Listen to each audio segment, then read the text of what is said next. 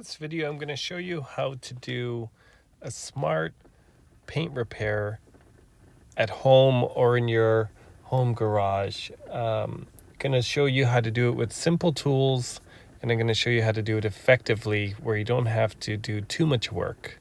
So here's the dent. We've got some rust. We have a dent on the fender. Got some damage. You can kind of see it on the side angle here. What we need to do is we want to pull it out as much as we can to start with before we do any kind of filler work. So try to reach your hand in behind and see if you can just pull out the dent. A lot of times you can pop a dent out with your hand. If not, you might need to get a tool in there. Now, instead of doing this with dent pullers, I'm just showing you basic hand tools like this screwdriver, flat screwdriver that I have, because it's probably something you'll find around the house or around the garage. You just need anything to get in behind and start gently pulling it out. Now, you don't want to pull it out too far where it now is a bump going outwards. You still want it to be slightly inward so we can fill it with some filler, but as close to flush as possible. That way we only need a really thin coat of filler. And once you get it to that stage, you want to then move on to prepping the damage area. So you want to grind and sand off all the rust and start sanding away any kind of loose paint and nothing that could be chipped away. You just want a nice clean surface. So take your time and feather it out all around and give yourself a nice clean surface. Even in the deeper areas, you can see how it's red in the deeper areas. Make sure you get in there, because if you don't prep those areas and you put filler on it, it won't have anything to bite onto, and it could also be contaminated. So then your repair is going to fail in the near future. It's going to either chip off, or if you use a pressure washer at a car wash, it might actually remove the paint because your foundation wasn't good that you painted on and repaired on. So now you can see here, I'm sanding around the repair area, but I'm trying to keep it as close and as small and as controlled as possible, not to make this a larger repair than it needs to be. So I'm literally just feeling out where that damage starts and how far I need to go out in order to blend it to the undamaged area of the fender. And I'm going to work within this area here because I can see that this is the ridge that I got to work in, and the dent is just inside. So I'm only sanding a little bit further, and once I'm happy with that, I'm going to check, make sure everything's feathered out, and then I'm going to work on those deeper grooves to prepare them. Here you can see the metal on the fender, so that's a high spot, and anywhere you see that, that means that part is at the highest point of the fender. So you need to make sure that if you do see metal, it's not further out than it needs to be.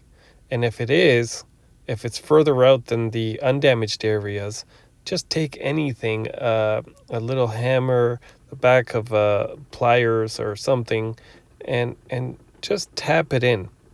You don't need special tools for this. So what I'm doing is I'm tapping in the high spot back down enough where it's not extruding too high. Because if the bumps are too high, now you're basically reshaping the fender into a new shape instead of just bringing it back to the original shape.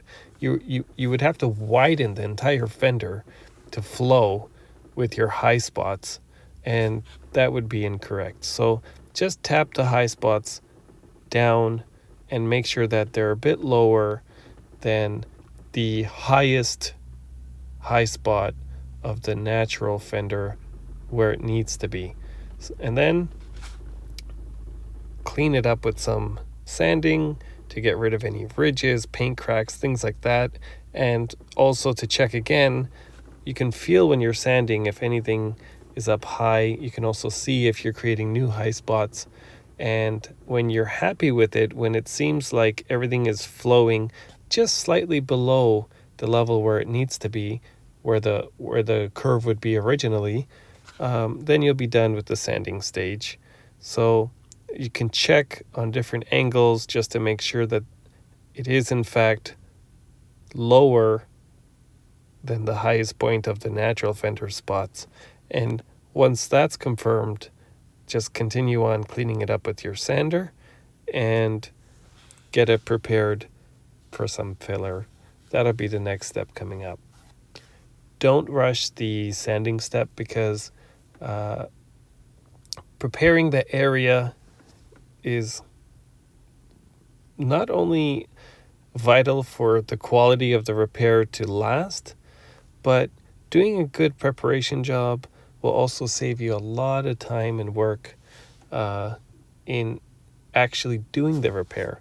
For example, if you left the high spots there, now you would have to expand your work area much wider and bigger in order to put putty and put Bondo to flow out and to look natural.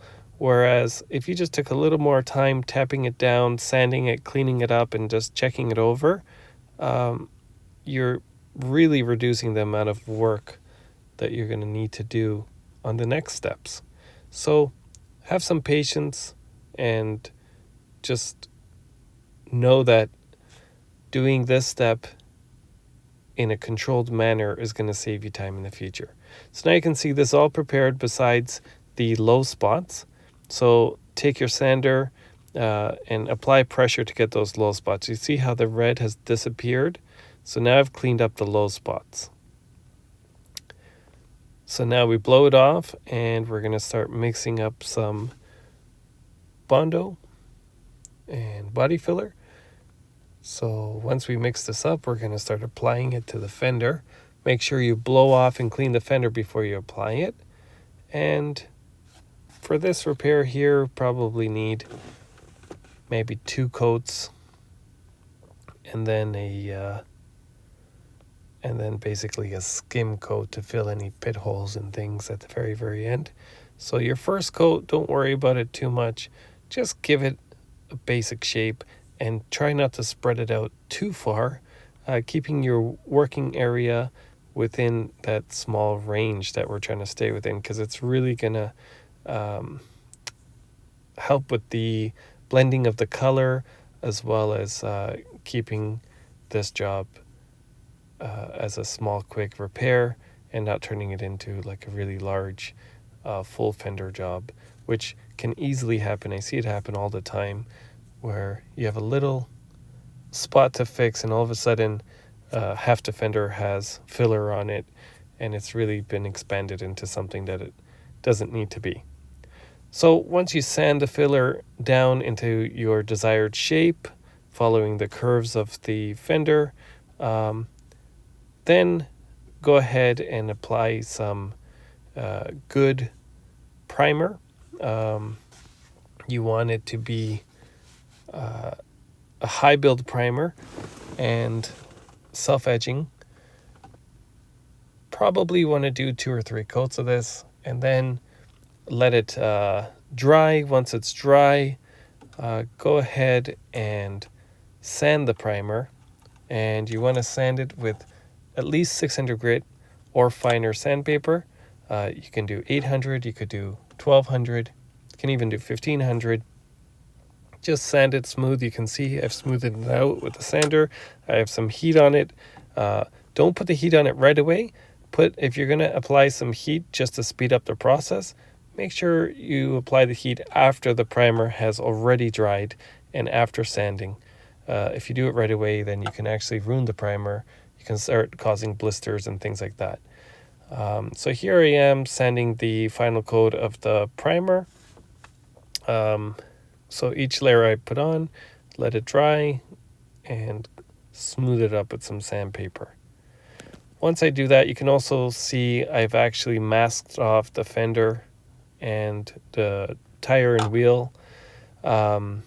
And as for the rest of the vehicle, either cover it with plastic or there's a spray you can put on the vehicle that washes off and it doesn't allow overspray to stick on the vehicle. So in my case, that's what I will be doing, but there's no need to show that part. Probably at home, you'll just have to mask it with some paper or some plastic and just cover most of the vehicle, because the overspray for the clear coat will reach pretty far away from where you're spraying. Make sure you're always wearing a mask, and go ahead and start applying some color. So here I am with the base coat, and you'll see I'm just focusing only on that repair area. I'm not blending out too far. And the first coat I put on, I'm not going to go too heavy. I'm kind of just misting it on, and just to cover it up and start turning it into the desired color. Now you want to give that about 7-8 minutes to flash over. You can apply a little bit of heat if you'd like. Once again, be careful with the heat, because too much too quick can cause damage. After about 3 coats, go ahead and scuff the entire panel with 1500 grit, sandpaper to 3000 grit, whatever you have, and then apply clear coat along the entire panel. The reason why I suggest applying clear coat across the entire panel is because if you're new to this and you're trying to learn how to do a quick, easy repair at home, you're going to have an easier job clearing the entire panel than just focusing on clearing one area and then sanding and polishing it out, because that is a learning thing on its own, and I will put up a video on how to do that. But if you don't want to have to learn and have to worry about those steps, don't worry about it, because you do need a good polishing machine. So just relax and keep it simple. Till next time, I'm out.